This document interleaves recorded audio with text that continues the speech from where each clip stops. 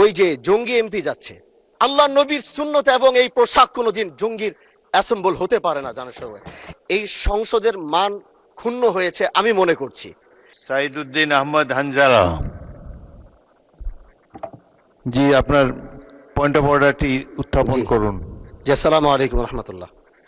মাননীয় স্পিকার, আপনাকে ধন্যবাদ। আমি প্রথমবার দাঁড়িয়ে কথা বলছি, আসলে এভাবে কথা বলতে চাইনি, চেয়েছিলাম যখন আমার সময় আসবে আনুষ্ঠানিকতার ভাবে একটু সুন্দরভাবে কথা বলবো, কিন্তু দুঃখের সাথে বলতে হচ্ছে আমি গত 30শে মার্চ আপনার সহধর্মিনী, আল্লাহ তাকে জান্নাতের আলা মাকাম নাসিব করুন, আমি তার জন্য দোয়া করি। তিনার জানাজায় আমি এসেছিলাম এবং উপস্থিত হয়েছিলাম। দক্ষিণ প্লাজা থেকে যখন আমি ভিতরে ঢুকবো, একদম কাছাকাছি পিছন থেকে কেউ একজন আমাকে সম্বোধন করছিল, ওই যে জঙ্গি এমপি যাচ্ছে।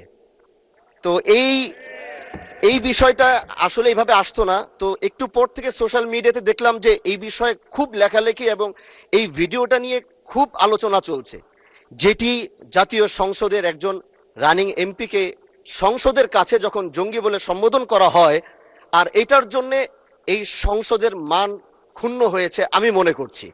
এজন্য আমি আপনার কাছে একটি অনুরোধ করব, আমাকে জঙ্গি বলার কারণটা আমি যতটুকু মনে করলাম যে আমার মাথায় একটি পাগড়ি রয়েছে এবং আমার চলায় সাদা পাঞ্জাবি সুন্নতে রাসূল রয়েছে, এটার জন্য হয়তো তিনি আমাকে ওইভাবে জঙ্গি বলে সম্বোধন সে আমাকে করেছে। আমি মনে করি আল্লাহ নবীর সুন্নত এবং এই পোশাক কোনোদিন জঙ্গির অ্যাসেম্বল হতে পারে না। জানার সবাই এই জন্য আমি আপনার কাছে একটি অনুরোধ করতে চাই, মাননীয় স্পিকার, আপনি সিসি ফুটেজ যেটি রয়েছে, আপনি যদি মাননীয় স্বরাষ্ট্র মন্ত্রী এবং সংসদের সার্জেন্ট অ্যাট আর্মসকে যদি আপনি একটু অনুরোধ করবেন বা তাদেরকে একটু নির্দেশ দিবেন যে কারা এই কাজটি করেছে। অবশ্যই এই কাজটি এই জন্য করেছে যেন এখানে আমাদের বিরোধী দল যারা রয়েছেন এখানে তাদেরকেও হয়তো তাদের সম্মান ক্ষুণ্ণ করার জন্য হতে পারে, ওখানে প্রশাসন দাঁড়িয়েছিল, প্রশাসনের সম্মান ক্ষুণ্ণ করার জন্য হতে পারে।